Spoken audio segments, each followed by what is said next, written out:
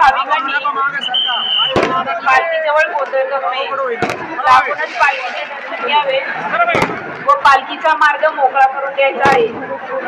भाविकांनी पालखीजवळ गर्दी करू नये, पोलिसांना सहकार्य करावे. माऊलींची पालखी चावळी चौक ते यांचे निवासस्थान आणि जात असून तेथील पोलीस अंमलदार यांनी माऊलींच्या पालखीचा मार्ग मोकळा करून द्यायचा आहे.